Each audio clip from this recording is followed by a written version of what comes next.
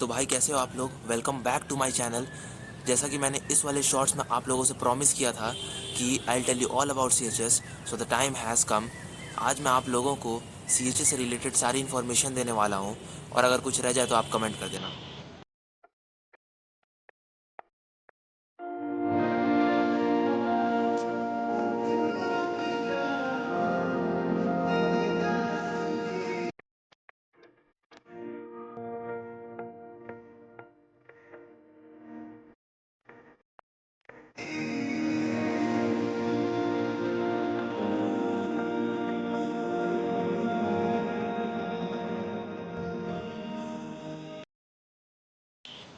तो जो लोग सी एच एस को नहीं जानते हैं उन्हें मैं पहले बता देता हूँ कि सी एच एस मतलब सेंट्रल हिंदू स्कूल।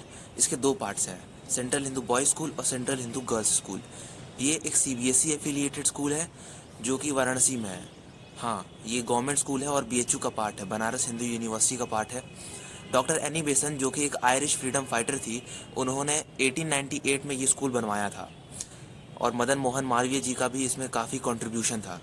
इस स्कूल में आने के कई फ़ायदे हैं, जैसे बीएचयू में हेल्थ सर्विसेज फ्री होता है, एनसीसी की ट्रेनिंग होती है, यहाँ प्रैक्टिकल्स काफ़ी अच्छे होते हैं, एक कॉम्पिटिटिव एनवायरनमेंट होता है, स्कॉलरशिप्स भी मिलता है। अब मेन चीज़ पे आते हैं कि सीएचएस में एडमिशन कैसे होता है। तो सीएचएस हर साल सेट का एग्जामिनेशन कराता है, school entrance test.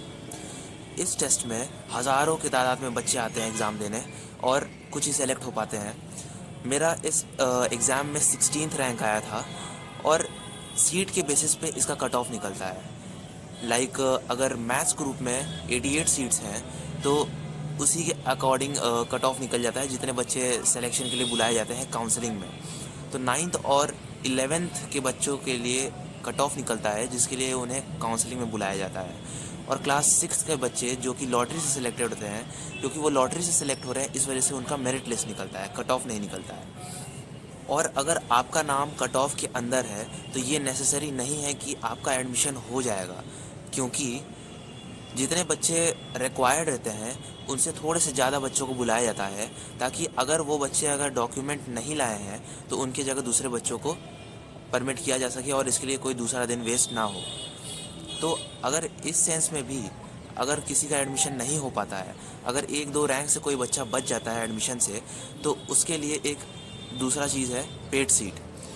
Paid seat के थ्रू वो बच्चा एडमिशन ले सकता है। अगर उसका रैंक एक दो रैंक से वो रह गया है तो वो पेड सीट के थ्रू ले सकता है। पेड सीट में डिफरेंस क्या होता है कि ये नॉर्मल फ़ीस से थोड़ा सा ज़्यादा फ़ीस लेते हैं। जैसे नॉर्मल फ़ीस अराउंड 5000 एनुअल का लगता है, या फिर उससे थोड़ा कम लगेगा। और पेड सीट में अराउंड 20,000 या उससे ज़्यादा या फिर उससे कम, उसी के अराउंड 20,000 के अराउंड लगता है, जो कि प्राइवेट स्कूल से जनरली कम ही है। यहाँ पे हर सैटरडे कॉम्पिटिशन्स होते हैं, जैसे painting competition, drawing competition, singing competition, और इसके लिए अवार्ड्स भी दिए जाते हैं। यहाँ पे क्लास 11th में 4 फील्ड्स अवेलेबल हैं, मैथ्स, बायो, कॉमर्स, आर्ट्स। और यहाँ पे जो ऑप्शनल सब्जेक्ट्स अवेलेबल हैं वो हैं Hindi, Sanskrit, psychology, music, computer, physical education. ये सारे सब्जेक्ट्स यहाँ पे अवेलेबल हैं। अगर आपका एडमिशन होता है तो इनमें से आप कोई भी चूज़ कर सकते हो। तो सेट का एग्ज़ामिनेशन अप्रैल में होता है और इसका रिज़ल्ट 5 जून के अराउंड आ जाता है। काउंसलिंग का भी डेट 23-24 जून के अराउंड आ जाता है। तो जो बच्चे अभी क्लास 10th में हैं और 11th का प्रिपरेशन कर रहे हैं, स्कूल एंट्रेंस टेस्ट का प्रिपरेशन कर रहे हैं, तो उनके लिए काफ़ी प्रॉब्लम होता है, क्योंकि उनका बोर्ड एग्ज़ाम भी है और साथ में उन्हें प्रिपरेशन भी करना होता है। तो बोर्ड एग्ज़ाम अराउंड मार्च में ख़त्म हो जाता है, और सीएचएस का एग्ज़ाम अप्रैल में होता है। तो उनके लिए मैं एडवाइस करूँगा कि 30 डेज़ रहते हैं, और मैं ये कहूँगा कि आप अपने बोर्ड पे पूरा एनर्जी, पूरा एफर्ट लगा के आप अपना बोर्ड का एग्ज़ाम दें, क्योंकि मेरे क्लास में जितने भी लोग सेलेक्टेड थे उनके बोर्ड में परसेंटेज 90 से अबव थे।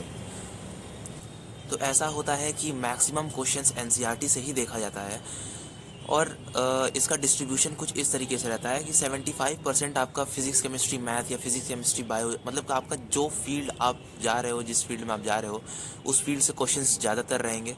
सो जो लोग अपने मतलब फेवरेट सब्जेक्ट्स या फिर इसके अकॉर्डिंग जा रहे होंगे तो उनके लिए काफ़ी फेवरेबल रहता है ये। तो आप अगर मैथ्स फील्ड से हो तो आपका 25-25-25 इस तरीके से फिज़िक्स केमिस्ट्री मैथ रहेगा, और 10-10 क्वेश्चंस आपके हिंदी और इंग्लिश के रहेंगे और 5 क्वेश्चंस जीके का रहेगा।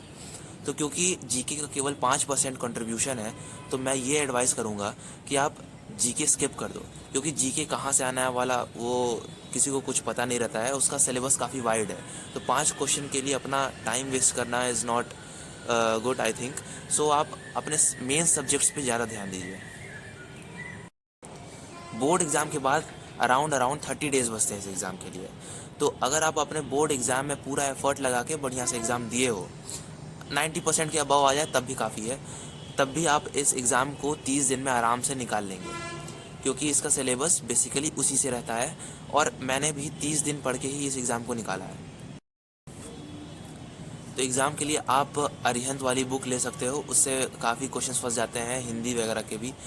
और जो लोग ऑप्शनल में दूसरे सब्जेक्ट लिए हैं क्लास 10th में, तो वो हिंदी इस अरिहंत बुक से ज़रूर पढ़ लेना, इस बुक से आ जाता है। और कुछ क्रैश कोर्सेज और ये सब भी रहते हैं, तो मैं पर्टिकुलर कुछ नहीं बताऊंगा, लेकिन ये सारा आप यूज़ कर सकते हो।